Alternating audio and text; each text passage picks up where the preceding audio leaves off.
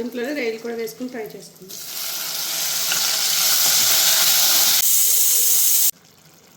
ఫైనల్గా ఎంతో టేస్టీ అయిన గోంగూర పచ్చడి రెడీ అయిపోయింది. Welcome back to my channel. మనం ఈరోజు ఈ వీడియోలో గోంగూర పచ్చడి కర్రీ ఎలా చేయాలో చూద్దాం రండి. రెసిపీకి కావాల్సిన ఇంగ్రీడియంట్స్ చూద్దాం రండి.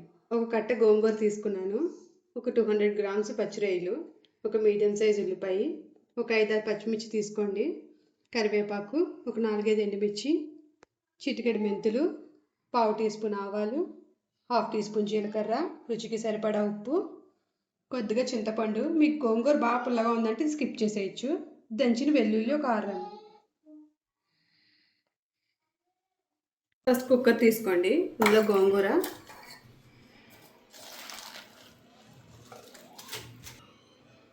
పచ్చిరొయ్యలు,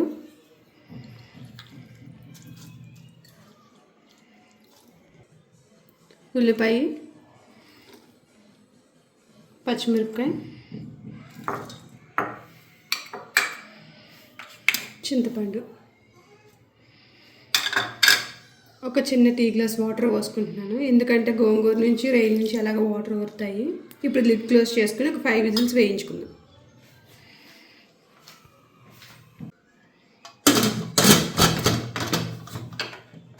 ఆన్ చేసి మీడియం ఫ్లేమ్లో ఒక 5 విజిల్స్ రానివ్వండి.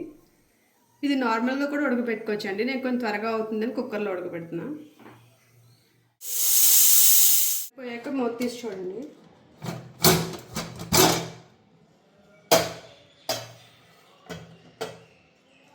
ఇప్పుడు ఇందులో రొయ్యలు కొన్ని తీసి పక్కన పెట్టుకుందాం.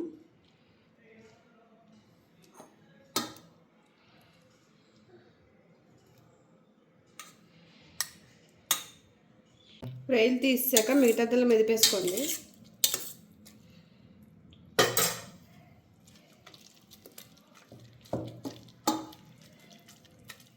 ఇందులో 1/4 టేబుల్ స్పూన్ కారం,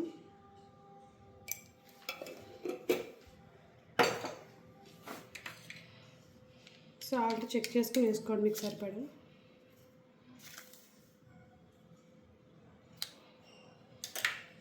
ఒక చిన్న టీ గ్లాస్ వాటర్ వేసుకుని 5 మినిట్స్ స్టవ్ మీద పెట్టుకోండి.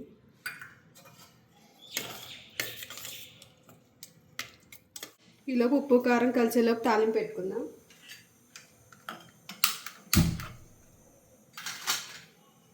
త్రీ టేబుల్ స్పూన్ ఆయిల్ వేసుకోండి.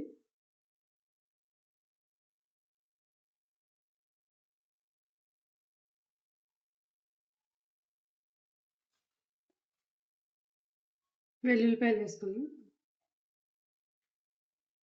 ఇవి కొంచెం వేగగా ఉంది.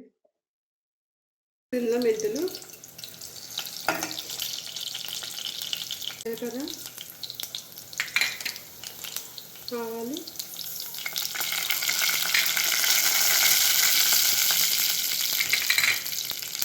కరివేపాకు, ఎండుమిర్చి ఒకసారి ఫ్రై చేసుకుందాం. రొయ్యలు కూడా వేసుకుని ఫ్రై చేసుకుందాం.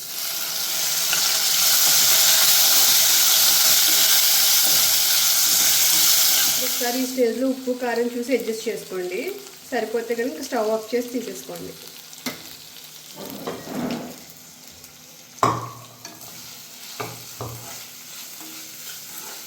ఇప్పుడు మనం కలబెట్టుకున్న గోంగూర తీసి తాలింపులో వేసేసుకుందాం.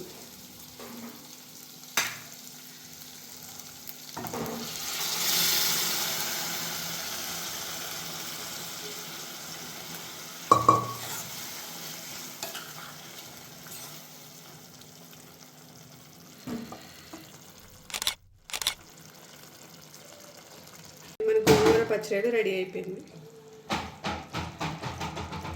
ఫైనల్గా ఎంతో టేస్టీ అయిన గోంగూర పచ్చడి రెడీ అయిపోయింది. మీకు కనుక నేను చేసిన రెసిపీ నచ్చినట్లయితే లైక్ చేసి షేర్ చేయండి, సబ్స్క్రైబ్ చేయడం మర్చిపోకండి.